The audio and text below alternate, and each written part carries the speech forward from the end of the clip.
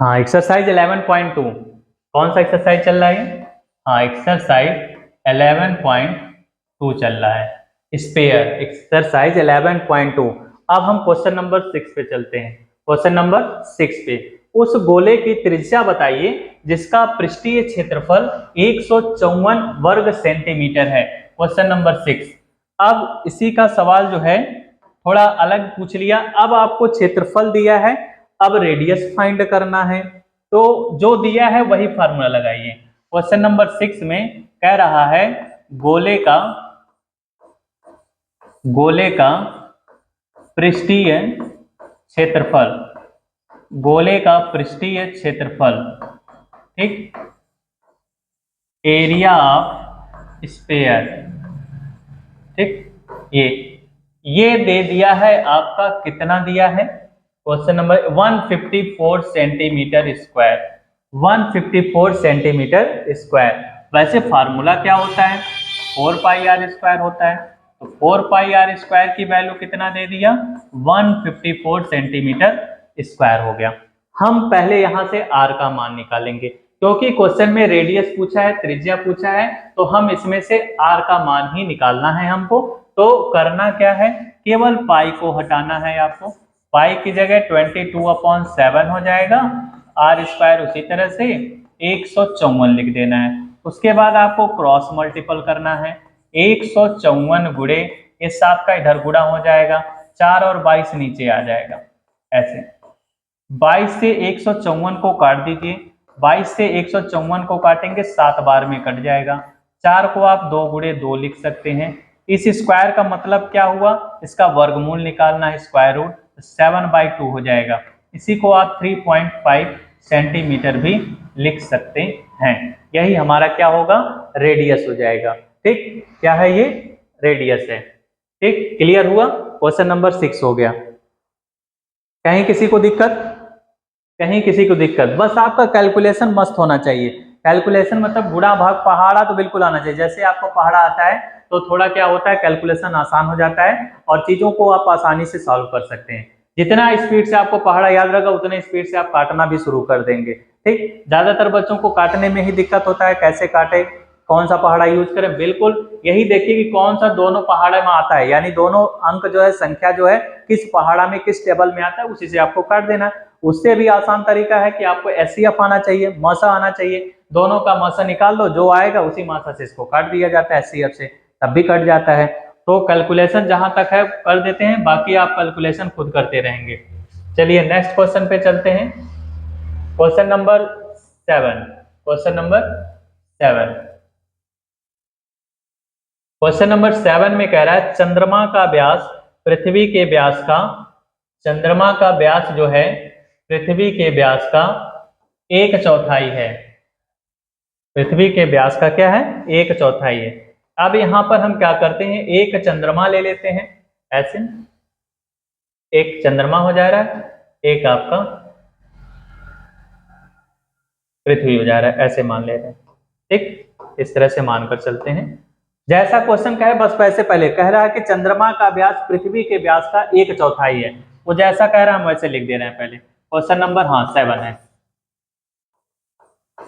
उसने कहा चंद्रमा का व्यास, तो लिखेंगे यहां पर चंद्रमा का व्यास, डायमीटर ऑफ मून। सुना भी करिए, ये नहीं कि जैसे हिंदी में लिख रहे हैं तो सर अंग्रेजी में नहीं लिख रहे हैं, तो बिल्कुल बोलते भी, अगर अंग्रेजी में लिखते हैं तो उसको हिंदी में भी बोल देते हैं, हिंदी में लिखते हैं तो अंग्रेजी में भी बोल देते हैं। कह रहा है चंद्रमा का व्यास जो है, यानी डायमीटर ऑफ मून जो है 1/4 है, यानी 1/4 है। इसका? पृथ्वी के व्यास का। तो लिख देंगे यहाँ पर पृथ्वी का व्यास, डायमीटर ऑफ अर्थ, पृथ्वी का व्यास। समस्या ये है यहाँ पर, उसने कह तो दिया व्यास का 1/4, लेकिन समस्या ये है कि मुझे व्यास तो पता ही नहीं है। तो जब व्यास पता नहीं है तो व्यास को आपको मानना पड़ेगा। तो यहाँ पर हम मान ले रहे हैं, मान लिया गया, लेट दैट, माना, किसको मानेंगे? पृथ्वी वाले को। माना पृथ्वी का व्यास कितना है? डायमीटर ऑफ अर्थ, पृथ्वी का व्यास हमने मान लिया, चलिए कैपिटल आर मान ले।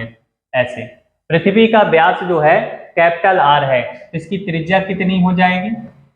इसकी त्रिज्या को हम r1 मान ले रहे हैं। ठीक, त्रिज्या को हम क्या मान ले रहे हैं, r1।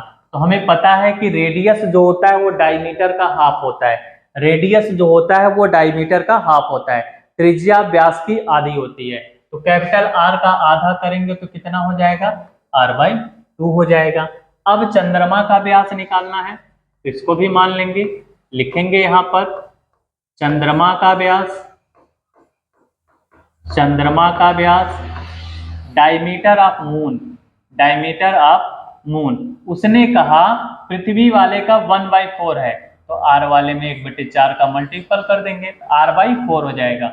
अब इसका त्रिज्या निकालना है, रेडियस ऑफ मून जिसको हम r2 मान ले रहे हैं। तो हमने बताया कि उसका आधा होता है। यहीं पर देखिए कंफ्यूजन क्या होता है, r/4 का आधा का मतलब 2 से भाग करना। इसके नीचे जब हम 2 के अपान में 1 मानेंगे, अब मल्टीपल करेंगे तो 1/2, तो गुणा हो जाएगा तो कितना आ जाएगा, r/8, यानी इसकी जो होगी r/8 हो जाएगी। ये रेडियस हो गई इसकी। ठीक, जहां कंफ्यूजन होता है उस लाइन को ध्यान से समझा करिए। दोनों का रेडियस हो गया, क्लियर हो गया। यहाँ पर चंद्रमा का व्यास पृथ्वी के व्यास का 1/4 था, तो इसके अनुसार ये लग गया। अब क्वेश्चन में पूछ रहा है दोनों के पृष्ठीय क्षेत्रफलों का अनुपात कितना होगा, दोनों के पृष्ठीय क्षेत्रफलों का अनुपात कितना होगा। ठीक, तो कितना होगा, क्षेत्रफलों का अनुपात पूछ रहा है, तो यहाँ पर लिखेंगे एरिया ऑफ अर्थ, पृथ्वी का क्षेत्रफल, पृथ्वी का क्षेत्रफल अपान में चंद्रमा, सॉरी चंद्रमा, एरिया ऑफ मून, चंद्रमा का क्षेत्रफल, एरिया ऑफ मून। दोनों ही गोले की तरह है तो गोले वाला ही फार्मूला लगेगा। इसको लिख दीजिए 4/3 पाई r3, तो r1 लिख दीजिएगा। इसको भी लिखिए 4/3 पाई r3, इसको r2 लिख दीजिएगा। ठीक, यहां तक समझ में आया। अब क्या करना है, 4/3 पाई से 4/3 पाई कट गया, यानी 4/3 पाई से कट गया। अब हमारे पास बचा r1 r2, और दोनों की पावर क्यूब है, इसलिए हम दोनों की पावर इकट्ठे क्यूब लगा दे रहे हैं। r1 की वैल्यू वहां पर देखिए कितना लिखे हुए हैं हम, r/2 लिखे हुए हैं पूरे का होल अपान। r2 की वैल्यू को कितना लिखे हैं, r/8 लिखे हैं, और पावर 3 है तो पावर 3 हम लगा देंगे ऐसे। आपको पता ही होगा कि जब ऐसे डिवाइड होता है तो ये वाली संख्या पलट जाती है, इसको हम पलट देंगे, r/2 इंटू 8/r लिख देंगे ऐसे। ठीक, पावर 3 है, 3 लगा देंगे ऐसे। r से r को काट देना है आपको, जैसे ही काटेंगे तो 2 से 8 को काट देंगे तो कितना बचेगा, 4 बचेगा, 4 क्यूब हो जाएगा। 4 का क्यूब कितना हो जाएगा, 64 हो जाएगा, अपान में 1 बचा है, तो इसको रेशियो में लिखना है तो 64:1 हो जाएगा। क्लियर हुआ। ठीक, तो इस तरह से पृथ्वी का क्षेत्रफल और चंद्रमा का, ठीक, यानी यहीं से हमारा स्टार्टिंग है, जहां से उसने कहा वहीं से हम स्टार्ट कर दिए। इसने कहा चंद्रमा का व्यास पृथ्वी का व्यास का 1/4 है, लेकिन हमें पृथ्वी का व्यास तो पता ही नहीं है, यानी डायमीटर ऑफ अर्थ पता ही नहीं है, तो उसी को मानेंगे diameter of earth equal to r, और रेडियस जो होता है डायमीटर का हाफ होता है तो r/2 लिख देंगे। और मून का डायमीटर जो है इसका कितना है, 1/4 है, इसमें हम 1/4 का मल्टीपल कर दिए। इसका मून का रेडियस जब निकालेंगे तो 2 से जब डिवाइड करेंगे तो r/8 हो जाएगा। फिर उसने कहा दोनों का रेशियो बताइए एरिया का, तो एरिया ऑफ अर्थ अपान में एरिया ऑफ मून, तो एरिया ऑफ अर्थ जो है 4/3 पाई r3, अब मून का भी यही होगा 4/3 पाई r3, तो 4/3 पाई से 4/3 पाई कट जाता है, r1/r2 बचा, लिखकर दोनों के पावर सेम है इसलिए एक ब्रैकेट में लिखकर पावर 3 लगा देंगे। उसके बाद r/2 में मुझे r/8 से डिवाइड करना है, तो जब डिवाइड करना है तो नंबर रेसिप्रोकल हो जाता है, तो 8/r हो जाएगा, r से r कट जाएगा, 2 से 8 को काट देंगे 4 का क्यूब करेंगे 64 हो जाएगा, यानी 64:1 आपका जो होगा इनके क्षेत्रफलों का अनुपात हो जाएगा। क्लियर हुआ। क्वेश्चन नंबर 8, एक अर्ध गोलाकार कटोरा जिसमें 0.25 सेंटीमीटर मोटी स्टील से बना हुआ है, इस कटोरे का आंतरिक त्रिज्या 5 सेंटीमीटर है और कटोरे का बाहरी वक्र पृष्ठीय क्षेत्रफल क्या है। हाँ, इस क्वेश्चन को जरा ध्यान से देखना। अब इसमें कह रहा है कि जो कटोरा है, क्या है, कटोरा, कटोरा जो है ऐसे है, देखिए,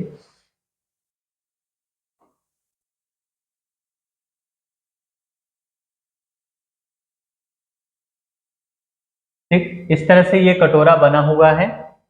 तो इसमें हमें करना क्या है,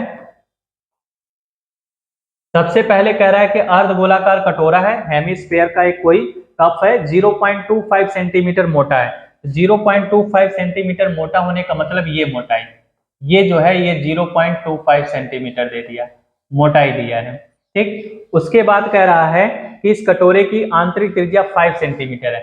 आंतरिक त्रिज्या का मतलब बस यहीं तक, ये वाला, ये आंतरिक त्रिज्या यानी इंटरनल रेडियस जो है वो 5 सेंटीमीटर दे दिया है ऐसे। अब कह रहे हैं कटोरे का बाहरी वक्र पृष्ठीय क्षेत्रफल, बाहरी का मतलब ये पूरा बाहर वाला केवल क्षेत्रफल आपको बताना है कितना होगा। तो इसके लिए आपको क्या करना है कि इंटरनल, आंतरिक त्रिज्या दिया है, आंतरिक त्रिज्या, इंटरनल रेडियस, इंटरनल रेडियस, आंतरिक त्रिज्या दिया है 5 सेंटीमीटर। और जब मोटाई दिया रहता है तो उस मोटाई को हम इंटरनल वाले में जोड़ देते हैं, तो ये एक्सटर्नल रेडियस आ जाएगा, यानी बाहरी त्रिज्या आ जाएगी। ठीक, यानी मोटाई दिया है, थिकनेस इसका दिया है, मोटाई इसका दिया है 0.25 सेंटीमीटर, ये इसकी थिकनेस यानी मोटाई दिया है। हम इसका निकालते हैं बाहरी त्रिज्या। क्या निकालेंगे, बाहरी त्रिज्या निकालना है मुझे यहाँ पर। तो बाहरी त्रिज्या जब निकालेंगे तो इंटरनल वाले में से इस थिकनेस को ऐड कर देना है, मोटाई को ऐड कर देना है। जब इसको ऐड करेंगे तो रेडियस हो जाएगा 5.25 सेंटीमीटर, 5.25 सेंटीमीटर हो जाएगा। इसके बाद आपको करना क्या है, जब ये निकल जाएगा, क्षेत्रफल पूछा है, एरिया पूछ रहा है, कटोरे का बाहरी पृष्ठीय क्षेत्रफल कितना होगा, तो लिखेंगे कटोरे का, कप का, कटोरे का बाहरी, बाहरी पृष्ठीय क्षेत्रफल, बाहरी पृष्ठीय क्षेत्रफल। ठीक, एरिया पूछा है, अर्धगोला है तो अर्धगोले वाला ही लगेगा। ठीक, जो हेमिस्फीयर का कप है उसका एक्सटर्नल कर्व सरफेस एरिया कितना होगा, तो वैसे तो होता है 2πr², 2πr² लिख देंगे यहाँ पर। ठीक, तो 2 की जगह तो 2 रहेगा ही, पाई की जगह आप 22/7 का यूज कर सकते हैं। ठीक, और आर की जगह जो ये आया है आपका 5.25 स्क्वायर है, तो 5.25 लिख देंगे ऐसे। ठीक, 22 दूना 44 हो जाएगा, ये 7 से इसको काट दीजिए तो कितना बचेगा, 7 सत्ते 49, 7 पचे 35, यानी 5.25, इसी का आपको गुणा कर देना है, वही हमारा आंसर हो जाएगा, यानी 44। हाँ 90 नहीं है भाई, 44 है, 44, 0.75, 5.25 का मल्टीपल कर देंगे तो ये बाहर वाले का एरिया आ जाए, केवल बाहर वाले का। अंदर वाले से पूछता तो फिर यहाँ पर हमारा क्या जुड़ जाता, आपका πr² और आपका ऐड हो जाता। इस तरह से हमारा ये क्वेश्चन 8 जो है वो कंप्लीट हुआ। अब हम चलते हैं क्वेश्चन नंबर 9 पर। क्वेश्चन नंबर 9 पर, अब क्वेश्चन नंबर 9 से क्या है, लंबवृत्तीय बेलन। देखिए फिगर यहाँ पर बना हुआ है, पहले से ही फिगर बना हुआ है। चलिए, जो फिगर बना हुआ है क्वेश्चन नंबर 9,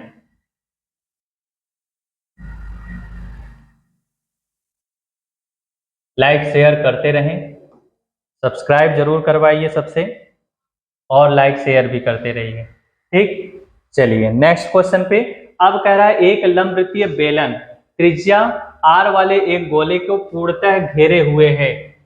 तो एक स्पेयर अगर हम मान लेते हैं, हमारे पास एक स्पेयर है, गोला है, ये मान लीजिए स्पेयर हो गया। ठीक, ये क्या है कि एक सिलेंडर के अंदर फिट है, एक सिलेंडर के अंदर क्या है, ये फिट है।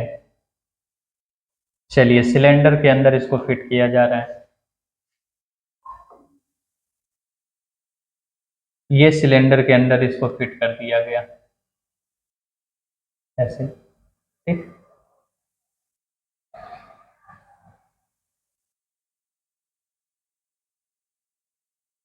ऐसे सिलेंडर के अंदर इसको रख दिया गया है, ठीक। और कह रहा है कि वृत्तीय बेलन की त्रिज्या, यानी ये बेलन यानी जो सिलेंडर है इसका रेडियस आर है। आर त्रिज्या, लंबवृत्तीय बेलन त्रिज्या आर वाले एक गोले के पूर्णतः घेरे हुए हैं। अच्छा, इसका दिया है, एक मिनट।